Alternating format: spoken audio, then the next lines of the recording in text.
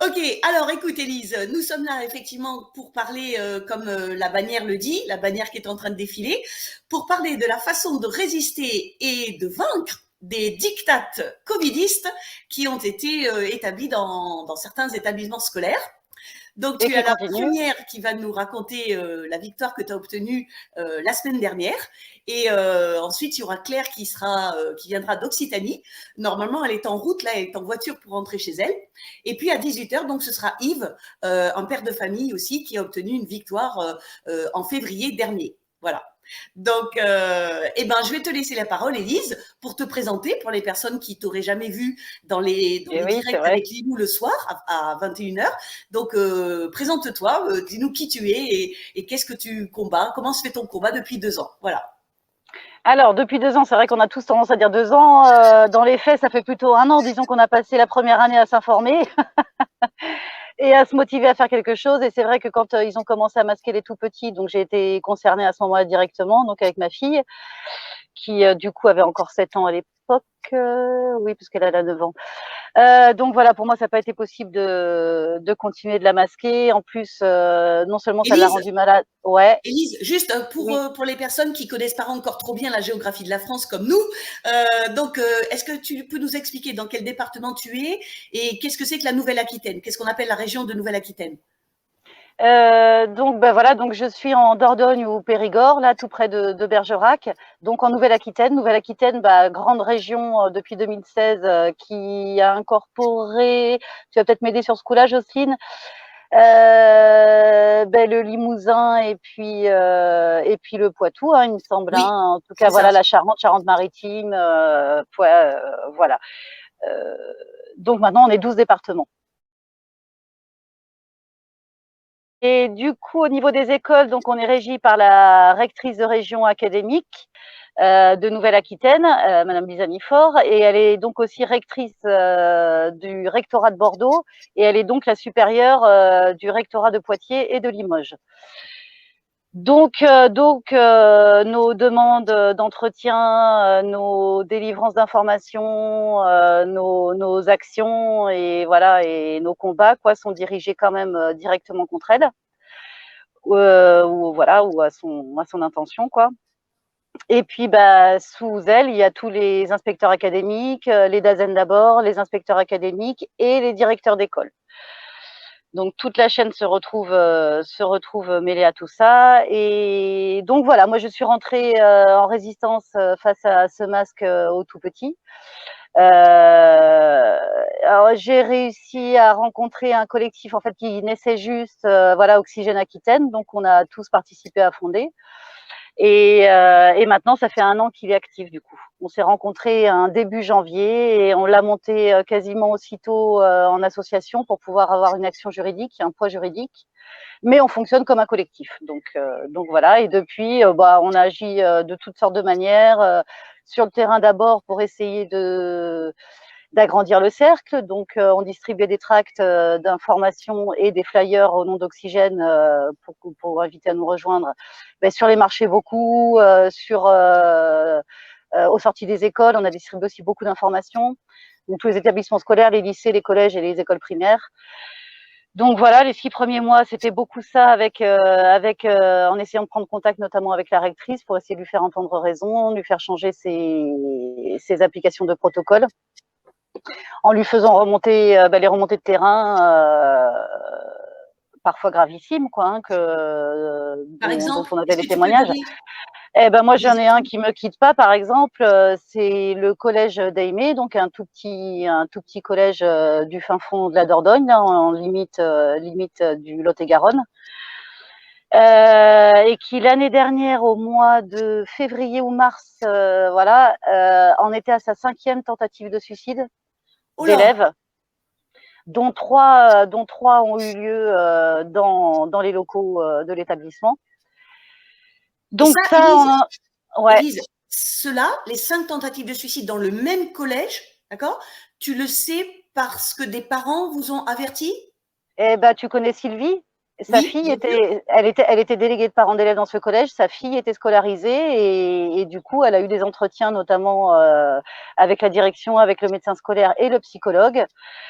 pour essayer de faire entendre raison, notamment en avançant ces problèmes-là de tentatives de suicide et autres remontées de comment dire de comment on appelle ça, de nocivité psychologique, quoi, d'atteinte psychologique, quoi, émotionnelle et tout ça, quoi. Donc voilà. Et Élise, pour ce problème ouais.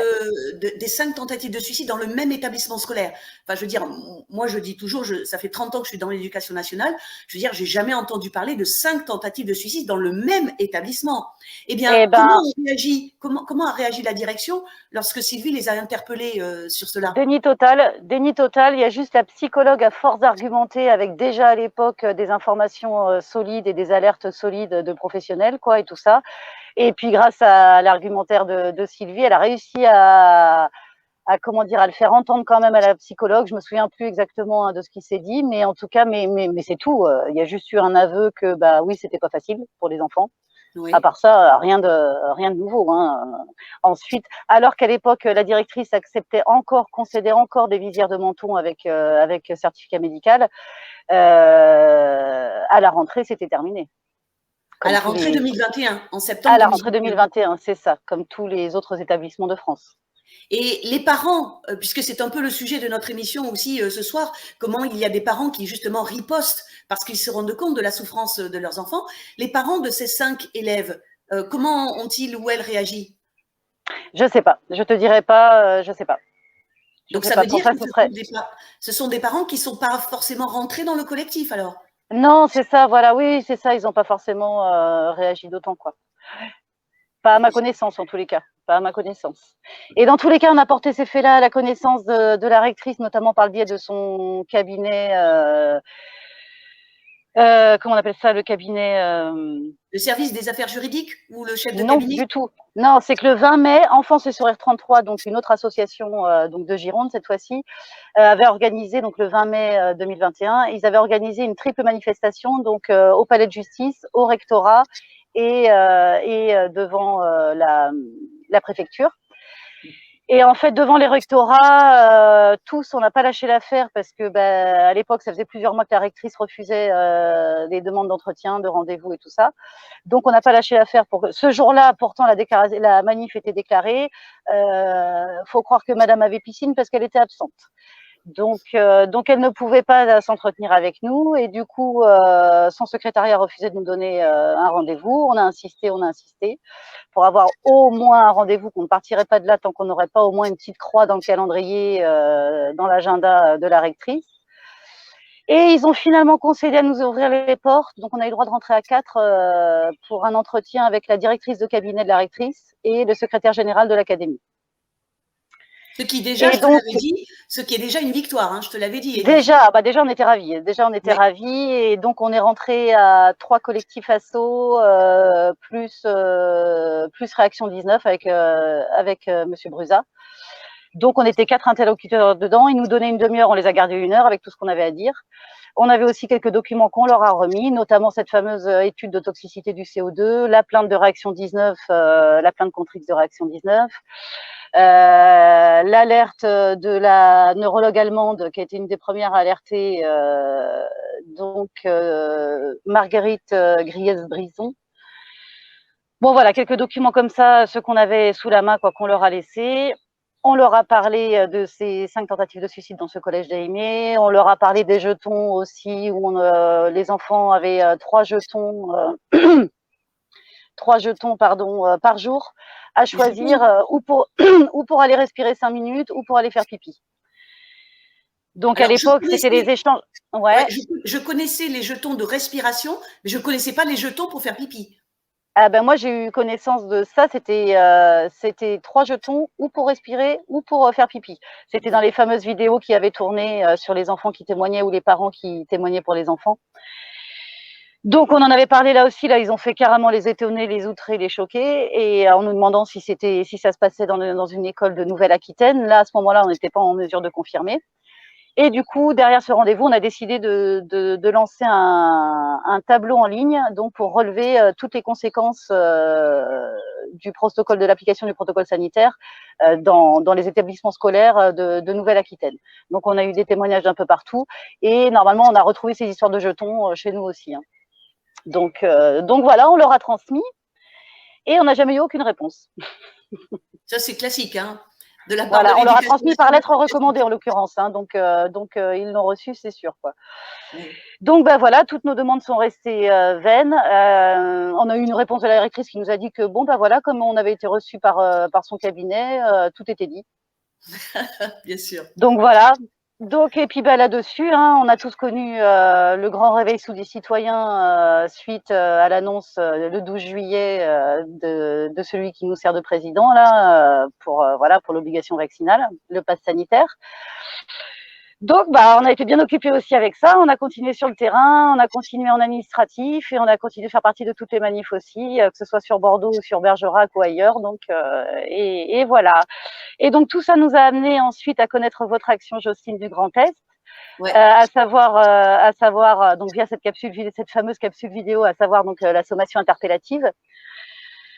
Et là, ça a plu donc à tous les collectifs de France, y compris nous, et on a fait partie de ceux qui ont demandé aussi à organiser un Zoom hébergé par Enfance et Liberté, puisqu'on était tous intéressés par la démarche.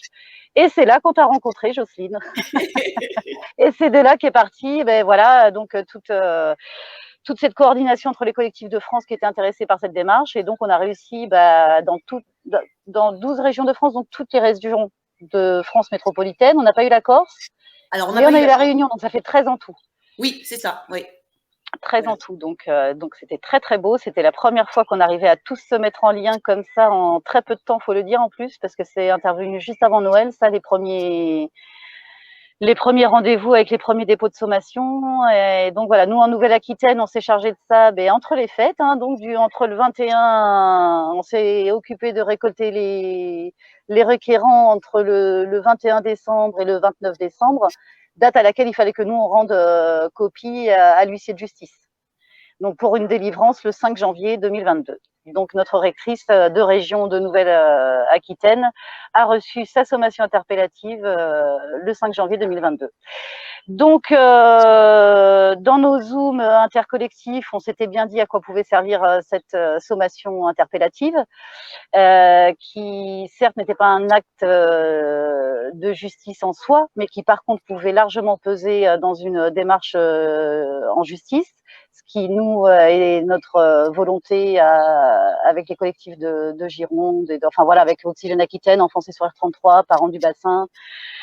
Donc voilà, nous depuis le début, on voulait mettre notre rectrice devant ses responsabilités pénales, puisque tout le monde se cache derrière la hiérarchie, sauf qu'on le sait, chaque fonctionnaire a le devoir de ne pas obéir à des ordres manifestement illégaux ou de nature à compromettre l'intérêt public. L'intérêt général. L'intérêt général. Donc, dans l'intérêt général, on peut largement comprendre la santé des enfants, la santé globale des enfants. Évidemment. Donc voilà, et du coup, on s'est dit que ça allait servir aussi pour ça, et que ça allait servir aussi, entre autres, on s'était dit, Jocelyne, comme arme massive de communication, donc que ce soit entre les collectifs, entre les citoyens, donc ces sommations sont à disposition de tout le monde pour s'en servir. Et l'exemple intéressant était de s'en servir pour le mettre sur la table des discussions lors des conseils d'école.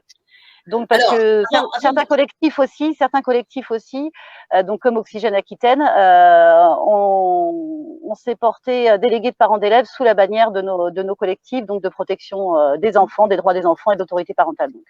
Ah ouais, ça c'est bien ça. Oui. Donc voilà, donc on avait une porte d'entrée avec ça. Avant de justement que tu nous parles de cette action que tu as faite à partir de la mi-mars, juridique. Donc effectivement, ce ne sont pas des jugements ou ça n'a pas de nature contraignante, mais ce sont des documents qui peuvent servir dans un éventuel procès au pénal, qui peuvent servir d'éléments de preuve, soit de la mauvaise foi, soit de l'incompétence de ces hiérarques de l'éducation nationale qui ont toutes et tous refusé de répondre aux questions. Voilà, c'est un document juridique. C'est ça, et ça a beaucoup plus de valeur, par exemple, qu'une lettre recommandée qui a déjà en soi de la valeur, qui prouve en principe qu'elle a reçu. Mais là, c'est un huissier de justice, c'est encore plus de poids qu'une lettre recommandée. C'est vrai que voilà, c'est une sommation où on les somme de répondre. Nous, on avait mis 24 heures parce que, comme on disait, on avait attendu suffisamment longtemps des réponses pour lui demander de répondre en 24 heures, sachant qu'elle a toute l'équipe qu'il lui faut pour répondre à ces questions normalement. Bien sûr. Et oui, voilà, ouais. Et donc, Et qu'est-ce qui donc, s'est oui, passé voilà, il encore y a pour qu'un l'école? juge, je voulais juste préciser qu'il n'y a qu'un juge qui peut obliger à répondre. Donc voilà, nous la sommions de répondre, mais obliger à répondre, il n'y a qu'un juge qui peut le faire. Donc pour l'instant, ce n'est pas le cas. Donc, mais voilà, comme dit Jocelyne, ça devait servir de toute façon dans les tiroirs pour une action en justice et servir pour des actions de communication. Donc, du coup. Et donc voilà, on en est arrivé à ce conseil d'école de l'école de ma fille qui pointait son nez pour le 31 mars. J'avais jusqu'au 21 mars pour faire les remontées des parents d'élèves s'il y avait des questions ou des remarques à faire lors du conseil d'école. Et donc le 21, je n'avais toujours pas de remontée des parents, donc j'ai envoyé mon mail à la directrice pour lui dire que je n'avais pas d'autres remontées de parents, mais que moi, par contre, j'avais l'intention de parler de la sommation interpellative. J'adressais ce courriel à la directrice, à l'équipe enseignante et aux parents d'élèves. Et donc, je leur présentais la sommation interpellative avec le contexte quand même de certains faits notamment et de certains liens d'information.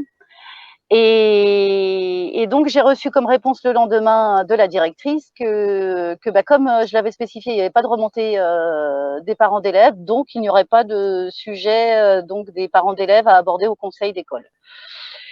Alors, je lui ai répondu que j'étais parent d'élèves et que j'étais déléguée de parents d'élèves et que, du coup, ça ferait plus de temps pour discuter du sujet, que ça tombait bien. Et là-dessus, en fin de journée, c'est l'inspectrice académique de circonscription qui avait été mise en copie du mail de la directrice, me répondant qu'il n'y aurait pas de sujet abordé, qui, du coup, m'a répondu en me disant que le conseil d'école était certes compétent pour discuter des affaires d'hygiène et sécurité des enfants, mais uniquement dans le cadre des préconisations ministérielles à appliquer. Donc, qu'à cela ne tienne, c'est ce qu'on allait faire de toute façon. Et oui. Discuter des préconisations ministérielles appliquées ou à appliquer. Et donc voilà, donc on a préparé un beau petit mail de réponse, oui. Il faut préciser que cette inspectrice de circonscription, qui s'appelle Anne-Carine Vau, V-E-A-U, eh bien, elle t'avait déjà interdit de faire porter, de respecter le certificat médical de non-port du masque pour ta fille. Elle avait déjà refusé cela. C'est ça, alors même que la directrice avait accepté, du coup, par souci de coopération, j'en sais rien, elle en a averti son inspectrice académique de circonscription, alors qu'elle n'était pas du tout obligée. Hein.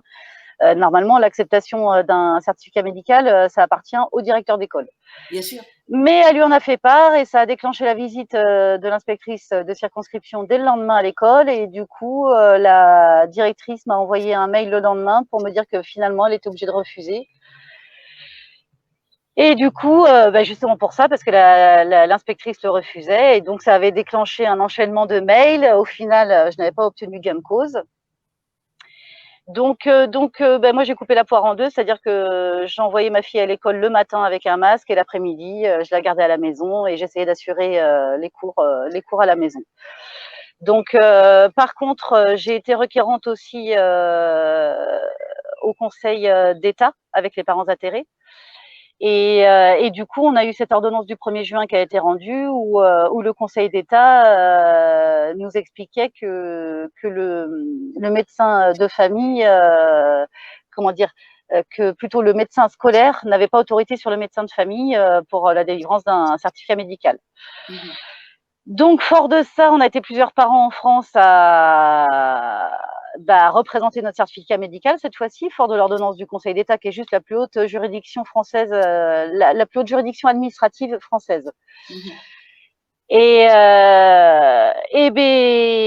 ça a été encore une fin de non-recevoir. On avait le droit en réponse, que ce soit de la directrice, de l'inspectrice académique ou par là-dessus le fameux médecin de l'Éducation nationale, qui nous citait en boucle le sempiternel extrait du décret et du protocole. Donc voilà, un vrai dialogue de sourds. Donc ça, c'était en juin. J'avais fini par leur dire que si elle ne changeait pas tout de suite, immédiatement de position et qu'elle n'acceptait pas la décision du Conseil d'État, que j'allais en référer à leur supérieur direct, donc le DAZEN, celui qui est juste en dessous la rectrice de région, ou la rectrice. Donc ce que j'ai fait, puisqu'elles n'ont pas répondu, et le DAZEN m'a répondu que toutes ses collaboratrices m'avaient déjà bien répondu et que désormais il ne répondrait plus aux personnes individuelles, mais il répondrait plus qu'aux collectifs ou associations, comme ça avait été le cas avec ceux qui avaient pris contact avec la rectrice. Donc c'était nous en l'occurrence. Donc voilà. Donc là, pareil, c'était la toute fin d'année. J'ai laissé tomber là parce qu'au départ, je voulais pas lâcher le morceau parce que je savais qu'il y avait la rentrée qui se présentait, donc je voulais pas lâcher. Mais comme c'était une fin de non-recevoir, j'ai laissé tomber là. Et à la rentrée, on sait tout ce qui s'est passé. Tout était refusé en bloc de toute façon. Alors, Élise, justement, là, tu vois, j'aimerais que toutes les personnes qui nous écoutent comprennent que si tu n'as pas obtenu gain de cause à ce moment-là, tu viens de le dire, premièrement, c'est que tu étais aussi fatiguée, et deuxièmement, c'est parce qu'à l'époque, tu n'avais pas mis beaucoup de personnes en copie ouverte de tes courriels. Exact, Jocelyne, voilà. exact. Ça fait toute la différence aussi, j'en suis sûre. Ouais, et en fait, il faut que les personnes comprennent, les personnes qui sont extérieures à l'éducation nationale. Il y a deux façons de faire plier l'éducation nationale. Premièrement, et tu vas nous le montrer avec l'exemple du conseil d'école du 7 avril, c'est le fait de donner une énorme publicité aux mesures illégales ou arbitraires prises par les chefs d'établissement. Ça, c'est quelque chose que l'éducation nationale, dont elle a horreur, la publicité massive. Et la deuxième chose qui peut les faire plier, mais évidemment, à l'heure actuelle, il n'y a pas énormément de citoyennes et citoyens qui sont prêts à cela, c'est d'aller devant un tribunal. Voilà. Et lorsque les citoyennes et les citoyens comprendront qu'avec ces deux armes, c'est-à-dire une publicité massive des actes arbitraires pris par les chefs d'établissement, ou avec quelques cas symboliques de procès au tribunal, eh bien là, on fait plier l'éducation nationale. Voilà, il faut vraiment bien se mettre ça dans la tête. Et toi, on les fait au moins trembler, ouais. Voilà, et tu vas nous donner la preuve de la première arme, c'est-à-dire une médiatisation, une publicisation de. Alors en fait, ouais, elle était finalement en deux, elle était articulée au niveau de deux pans, on va dire. Le premier pan, c'est celui que tu viens d'expliquer, c'est-à-dire de mettre tout un tas de personnes bien ciblées en copie ouverte. Comme ça a pour effet tout le monde est vu. Enfin, je veux dire, les agissements et les paroles de chacun sont connus, sont à la vue et au su de tous. Et ça, effectivement, c'est un truc dont ils ont horreur. Et la deuxième chose, c'est la solidarité entre nous. C'est-à-dire que j'ai pas été toute seule à écrire ce mail. C'est-à-dire que j'ai écrit le premier, et derrière, en appelant à la solidarité avec tous ceux qui ont répondu présent. Alors, en l'occurrence, pas énormément, mais ça a suffi à faire la différence parce qu'il faut croire aussi qu'on était juste, en fait, dans notre demande et dans notre affirmation de nos droits. Parce qu'il faut quand même savoir que ça, c'était ni plus ni moins que de la censure, ce que la directrice et l'inspectrice ont essayé de faire. Alors, pour moi, la directrice, c'est impulsée par l'inspectrice. Pour moi, elle est juste, voilà. Elle obéit. Voilà, elle obéit, elle protège sa carrière certainement. Bon, voilà quoi. Et l'inspectrice, certainement qu'elle agit sous le coup de la rectrice, voilà, très certainement tout ça, ou du DAZEN même, parce que je lisais encore dernièrement les prérogatives du DAZEN, très étendues quand même. C'est vraiment. Oui, mais les DAZEN, comme tu l'as dit tout à l'heure, les DAZEN obéissent aux recteurs et rectrices d'académie, qui obéissent aux recteurs de région académique, qui obéissent. Non, mais c'est ça. Donc au final, tout le monde se cache. Donc il s'agit aussi de mettre tout le monde face à ses responsabilités. Donc c'est vrai que ma petite directrice dans ma toute petite école des petits villages du fin fond de la Dordogne, j'étais un peu désolée pour elle que ça prenne cette ampleur, mais à un moment donné, c'était de sa responsabilité aussi que de ne pas faire acte de censure de cette manière-là, quoi. Donc voilà. Donc en l'occurrence, on a eu, là, j'ai pas fignolé les comptes, on a eu entre une bonne cinquantaine et une petite soixantaine de mails de soutien. Ouais. Donc en 4 jours tout compris. En 4 jours, oui. Ouais, en 4 jours. Donc voilà, et ça a permis que ça n'a pas déclenché de réponse de personne, de toute la hiérarchie. Donc en copie, il y avait mis voilà toute la hiérarchie de l'éducation nationale de Nouvelle-Aquitaine, mais aussi un joli petit paquet au sein du ministère de l'Éducation nationale, et sinon et des journalistes. Ça aussi important. Donc voilà, il y avait donc une en tout il y avait une centaine de Ah oui, destinataires. une centaine. Oui, Ouais, oui. entre les destinataires principaux et ceux mis en copie, il y avait une centaine. Donc voilà, Et un donc, joli qu'est-ce envoi. qui s'est Hein. passé le 31 mars? Qu'est-ce qui s'est passé le 31 mars déjà et le Ah, 7 mais oui, avril? j'oubliais ce petit détail. Et Effectivement, oui, après ce premier mail qu'on a fait partir, là que j'ai fait partir, mais bon, il avait été coécrit avec Jocelyne. Du coup, ça a déclenché que le jeudi 31 mars au matin, on avait un mail de la directrice d'école qui nous annonçait qu'elle s'était auto-testée positive ce matin-là, et que du coup, le conseil d'école n'aurait pas lieu, et que du coup, il était reporté au 7 avril, donc le jeudi suivant. Et donc, c'est là qu'on a mis au point cette solidarité, cet appel à la solidarité avec Jocelyne. Et voilà, et donc du 4 au 7, un truc comme ça, je crois. Donc oui, la c'est ça. Ouais. solidarité s'est manifestée, et rendu le jeudi 7 avril au soir, et j'avais toujours aucune réponse. Donc qui ne dit mot consent. Donc a Voilà. priori, ça sentait bon. Et puis, dans tous les cas, en même temps, ils n'avaient pas le droit. On leur a envoyé aussi les droits des représentants de parents d'élèves. C'est complètement dedans de parler de tout ça. Donc, ils étaient complètement à côté de la plaque. Et du coup, est arrivé le moment du conseil d'école. Donc, d'abord, il s'est passé comme il devait se passer, les affaires courantes. Tout était dans la bonne humeur, la légèreté, ça plaisantait, ça souriait, ça rigolait. Et puis, une fois que la directrice a annoncé que l'ordre du jour était épuisé, qu'elle avait fini, et du coup, je dis bon, en plus, ça tombait bien, j'étais mais pile en face d'elle. Donc, je dis bon, alors, je peux parler maintenant de la sommation interpellative alors. Et elle m'a dit, allez-y. Donc, dans un espèce de sourire résigné, en me tendant la main, elle m'a dit, allez-y. Donc, c'était parti. Donc là, tout à coup, l'atmosphère est devenue bien chargée, bien tendue, bien spéciale. Donc, c'était pas facile émotionnellement. Du coup, d'ailleurs, j'ai commencé à leur expliquer ça aussi, que je savais que c'était facile pour personne, ce que j'allais dire là, ni pour moi, ni pour eux, que j'en avais tout à fait conscience.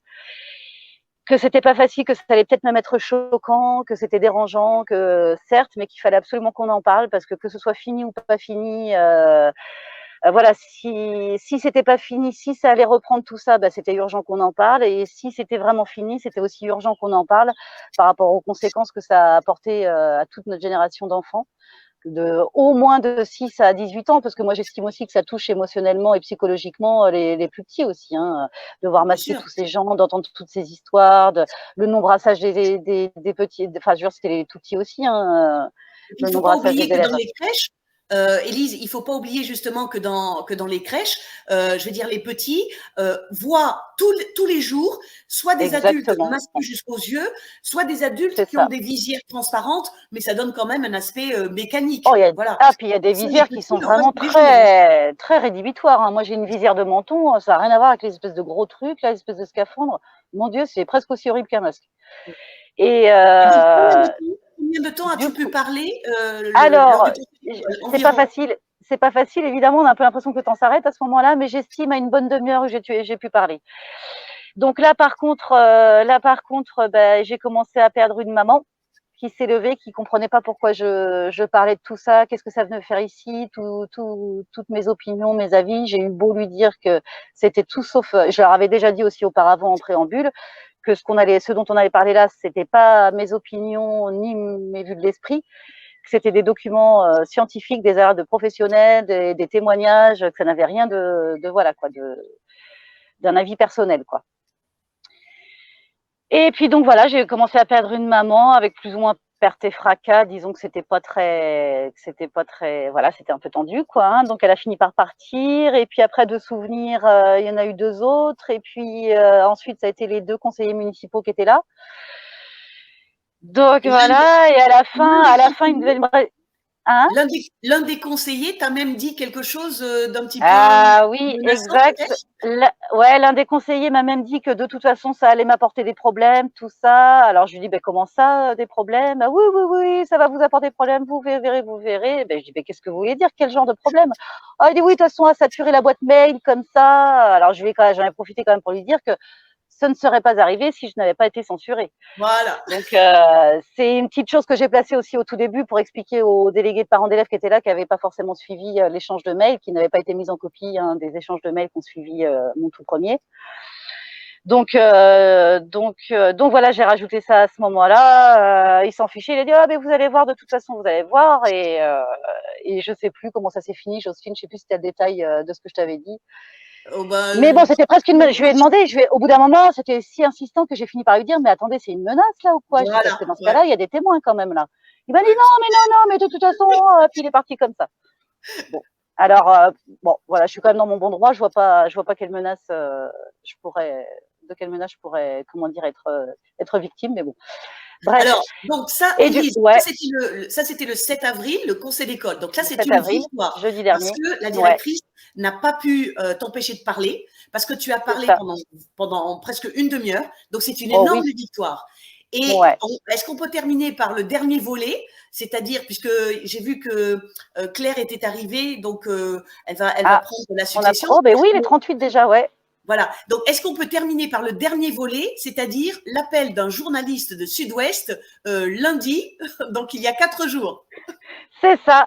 Lundi, du coup, un journaliste m'appelle. Bon, il avait pris contact avec moi un peu avant dans le week-end, quoi, pour me demander si on pouvait, si, en rapport avec mon conflit avec l'école, si on pouvait s'entretenir au téléphone lundi matin. Donc, je lui ai dit, bah oui, avec plaisir. C'est très surprenant, mais avec plaisir, du coup.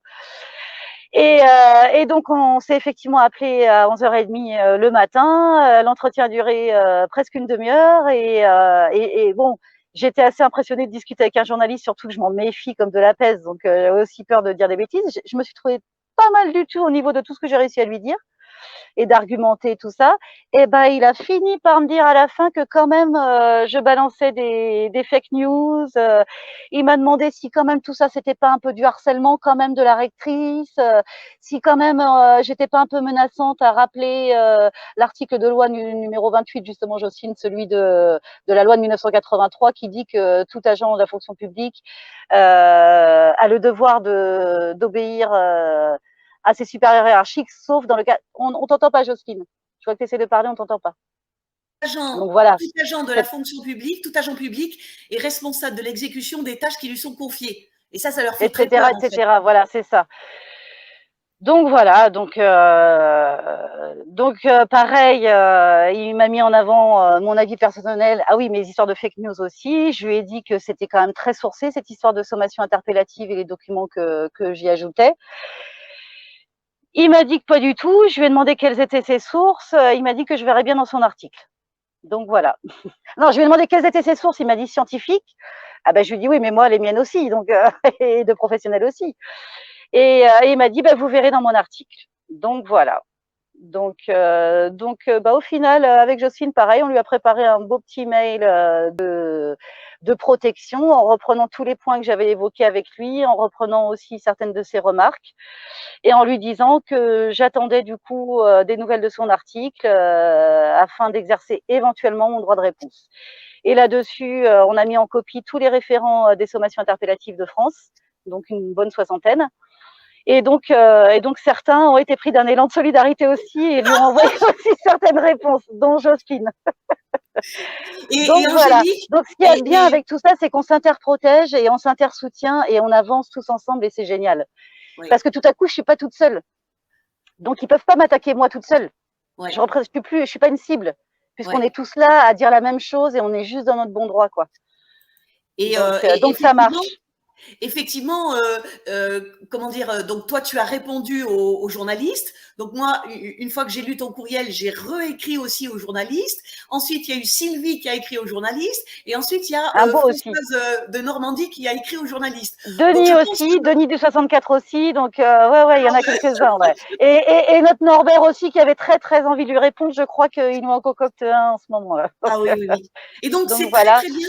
Tu vois, donc voilà. Élise, c'est ce que je dis aux personnes que je rencontre dans les manifestations depuis les Gilets jaunes, et encore plus depuis le coup d'État de Macron le 16 mars 2020, c'est que vraiment, une des façons de récupérer la souveraineté, c'est de pouvoir s'exprimer, exprimer ses idées, exprimer ses opinions, exprimer ses connaissances, que ce soit en public, comme là nous le faisons, tu vois, sur une des chaînes de Lilou, ou que ce soit par écrit.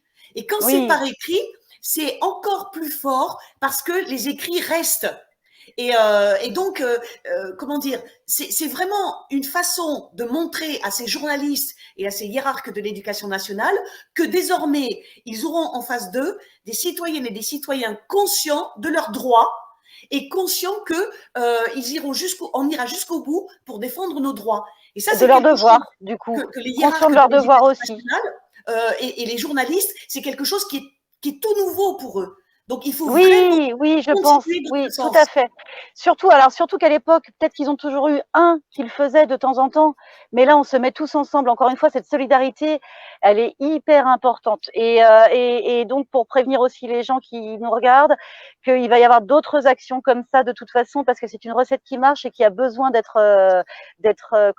usée et utilisée, quoi. Oui. Donc voilà. Et je voulais juste, moi, pour finir, Vas-y, tu dire peux, que Claire, elle n'est elle n'est pas pas tout à fait encore prête. arrivée. Elle en a encore D'accord. pour 5 minutes. D'accord, bon bah très bien. Alors pas de souci pour meubler. C'est vrai que tu avais raison, il y a tellement à dire que ça passe crème les 30 minutes. Vas-y, vas-y. Euh, c'est que ce que j'ai observé voilà du conseil d'école, c'est que ben rien de très étonnant, mais ça fait toujours mal au cœur. Les parents sont très verrouillés et ont été les premiers à lâcher parce qu'ils avaient cette liberté de pouvoir le faire, donc de pouvoir quitter le conseil d'école. Donc les plus courageux ont tenu à peu près tout l'exposé des faits. Et là, il restait plus que les enseignants et même s'ils m'ont averti qu'ils ne feraient aucun commentaire à la sommation, je leur ai dit attendez, je vous ai même pas posé de questions, vous savez même pas quelles questions je vais poser. Ils m'ont dit bah allez-y. Et effectivement, ils ont souhaité faire aucun commentaire aux questions que j'ai posées. Bon, j'ai passé parce que je suis en école primaire, du coup j'ai passé le côté les questions qui avaient attrait à la vaccination, sauf peut-être une, voilà, mais je vais pas trop insister là-dessus. Je suis plus allée sur la question du masque du protocole, quoi. Mais alors si on a quand même eu comme réponse de la directrice qu'elle n'avait pas reçu cette fameuse circulaire distribuée au départ Blanquer puis la rectrice, donc apparemment elle ne l'aurait pas reçue d'après ce qu'elle répond, mais c'est la seule réponse que j'ai obtenue. En tous les cas, ce que je voulais dire, c'est que quand même je peux pas m'empêcher de trouver qu'ils ont eu bien du mérite ces enseignants de supporter tout ça jusqu'au bout parce que ça devait vraiment pas être facile pour eux et ça ne l'était pas. Et ils ont quand même supporté jusqu'au bout, que ça leur déplaise ou pas, mais ils l'ont fait quand même. Et il n'y en a pas beaucoup à l'heure qu'il est qui l'ont fait, hein, de supporter ça. De supporter Alors, d'être mis en face de cette réalité, quoi. ouais. Et justement, dans le conseil, à peu près combien y avait-il de profs, si tu t'en souviens? Et à combien ils sont déjà, mince? Eh ben, il y a 7 classes, donc 7 enseignants. D'accord. 7 Alors, enseignants, ouais, 7 ou 8, parce qu'après, il y a aussi des aidants, donc ouais, il y avait au moins 7 ou 8 enseignants. alors, sur les 7, mettons qu'il y en avait 7, Oui. combien étaient masqués? Ah, bonne question. Une seule et une maman. Donc sur 14, on était 2 masqués. Alors, ça, c'est bien. Ça, c'est Ouais, bien, je trouve. ouais. Oh, ça fait plaisir de voir leur sourire à tous et leur visage entier, mon Dieu. Oh, Alors, moi, personnellement, tu connais ma position sur les profs. Je ne dirais pas qu'ils et elles ont eu du mérite à t'écouter, mais je m'en doutais. simplement, je pense que pour les plus... Tu sais, je dis toujours que 95% des profs aujourd'hui sont des trouillards, des ignorants d'abord, des trouillards ou des collabos. Donc, la catégorie la plus récupérable, c'est, à mon avis, les ignorants. Les trouillards et les collabos, les trouillards de toute façon, ils se mettront du côté où il y a le plus de monde. C'est pas faux, Les ouais. collabos, une fois que comment dire qu'on aura rendu la justice, ils baisseront la tête. Alors les ignorants, c'est-à-dire des gens qui ont vraiment cru à cette propagande mensongère depuis le printemps 2020, ce sont les plus récupérables. Et peut-être qu'effectivement, s'il y en avait que 6 qui étaient masqués chez les profs à ton conseil d'école, peut-être que ces gens-là vont avoir envie de s'informer un petit peu plus. Peut-être, hein, Alors, peut-être. l'autre jour, j'avais cette remarque-là, enfin, en pensant que c'était une bonne chose de voir que depuis que le masque n'est plus obligatoire nulle part, de voir tous ces gens qui ne sont plus masqués. Il en reste encore une certaine partie qui sont masqués, mais il y a quand même l'immense majorité qui n'est plus masquée. Et c'est vrai que je sais plus à qui je partageais ça, mais qui m'a dit en même temps, ça veut rien dire, ça veut aussi bien dire que c'est le Jacadi a dit, quoi. Oui, C'est-à-dire que quand le gouvernement dit mettez votre masque, ils mettent le masque. En gros, ça réfléchit pas, quoi. oui. Donc C'est certes, ils ont possible, peut-être moins peur c'est qu'on ne vrai. le croit, mais ils sont obéissants au possible et ça c'est délétère au possible, surtout pour les enfants, quoi. Surtout pour les Ouais. enfants. Et puis pour nous-mêmes, quoi. Hein. Donc c'est vrai que ça veut pas dire grand-chose non plus, cette histoire de masque finalement. En tout cas à l'heure qu'il est, quoi. Hein. Voilà, ouais. Mais après, sur ce que tu viens de dire sur les proportions des enseignants, c'est moche et c'est dur, mais j'ai la même chose à dire des parents. Hein. C'est vrai, tu as raison. Bah ouais, hein, ouais. Oui, oui, oui. Et en Alors, proportion, je sais pas combien c'est, mais en tout cas, c'est les mêmes, comment dire, les mêmes, oh, j'arrive pas à trouver mes mots, les mêmes les missions, populations, quoi. la Ouais, voilà. ouais, ouais. Mm. Alors, pour terminer, puisque bon, Claire, elle n'est toujours pas arrivée, mais c'est pas grave. Pour terminer, je voudrais que tu dises quelque chose dont j'ai parlé avec Sylvie tout à l'heure du collectif donc Oxygène Aquitaine. La difficulté que vous avez encore aujourd'hui à recruter des personnes qui vous aident dans des tâches comme par exemple la gestion des messageries. Est-ce que Ouais. tu peux lancer de nouveau cet appel à toutes les personnes de bonne volonté dans les 11 ou 12 départements de Nouvelle-Aquitaine? Ouais, ne serait-ce que, mais bon, ce que je vais dire là est valable absolument pour toute la France, hein, parce qu'on vit tous la même chose, quoi. Surtout en ce moment, il y a une démobilisation. Déjà, il n'y a jamais eu d'énorme mobilisation. C'est-à-dire que même quand on est un certain groupe, les volontaires pour être actifs, quoi, ils sont quand même très peu. Alors des fois, on a eu pleuré entre guillemets, on s'est énervé à travers des appels de nos mails, tout ça, pour trouver des volontaires à nous aider à gérer effectivement la boîte mail de contact, l'administratif, la communication, les actions, la distribution, enfin voilà quoi. Et c'est vrai qu'on a toujours réussi en mettant des mots assez forts, on a réussi à recruter un petit peu, mais c'est aussi que après ça lâche. Ça dure pas dans la, ça compte, enfin voilà quoi, c'est pas un engagement pérenne quoi en fait quoi. Mm. Donc ils nous ont bien aidés et que ça a été salvateur à bien des moments, mais au final il faut sans arrêt qu'on re-recrute, on est à nouveau lâché. Donc entre temps il y a des mails auxquels on répond pas, des actions qu'on peut pas suivre, voilà parce que des actions il y en a plein à faire, hein, on n'a pas le temps de toutes les faire. Hein.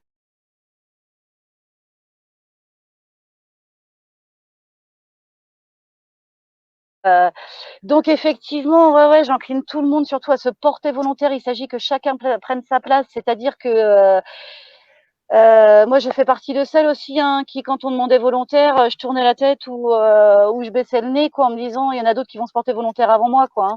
Et Mhm. puis, bah non, là, en fait, il n'y a pas assez de volontaires, donc il s'agit juste de répondre présent dès qu'on demande des volontaires. Et vous inquiétez pas pour les compétences, les capacités, on les trouve. C'est-à-dire qu'on s'en découvre tout le temps sans arrêt, quoi.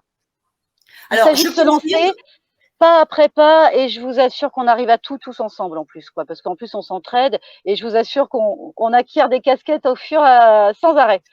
Là dernièrement, j'ai encore appris à mettre une vidéo en ligne sur YouTube, par exemple, parce qu'en urgence, il y avait que moi pour le faire, et ben j'ai appris à le faire. Et c'est vrai que ça se Alors, fait. Élise, je confirme Ouais. pour justement les capacités qui se découvrent dans l'action, puisque si tu te souviens, à la première émission en direct où je t'avais invité avec Lilou, en fait, tu avais un peu peur. Ah bah Tu étais ouais, inhibée c'est pas du tout et mon tu truc avais d'être peur là, de. là, devant une caméra, là. Ouais. Voilà. Et donc, tu vois, maintenant, tu fais ça tout à fait de façon fluide et tu t'aperçois que c'est totalement naturel. Donc, Eh ben, on se lance et effectivement, plus on se lance et plus c'est facile, effectivement. Hein. C'est jamais que la première fois qui est le plus dur. Hein. Et puis après, ça va mieux. Hein. C'est comme quand ouais, tu m'as demandé de faire cette capsule vidéo d'appel à soutien. Oh, oui. comment que c'est pas mon truc? J'en avais fait une, j'avais participé à une. C'était justement pour communiquer sur cette sommation interpellative qu'on avait fait à nous tous, là, en Nouvelle-Aquitaine. Et voilà, pour répondre à la demande de la copine qui voulait absolument qu'on soit sur cette vidéo, nous aussi avec Sylvie. Bon, voilà, on l'avait fait quand même. Bah voilà, ça s'est bien passé quand même.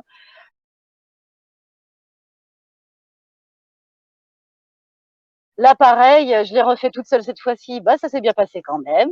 Voilà. Et ainsi de suite.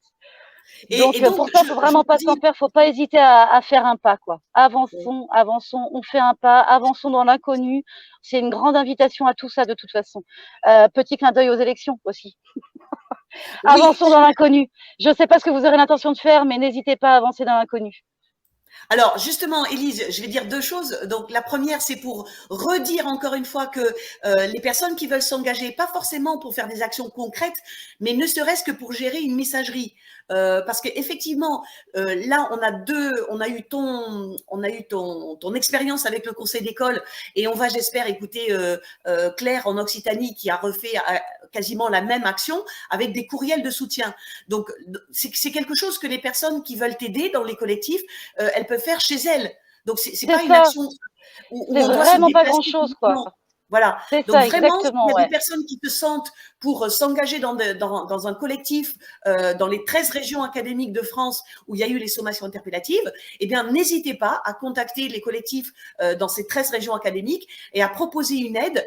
Encore une fois, la gestion d'une messagerie, c'est quelque chose d'important.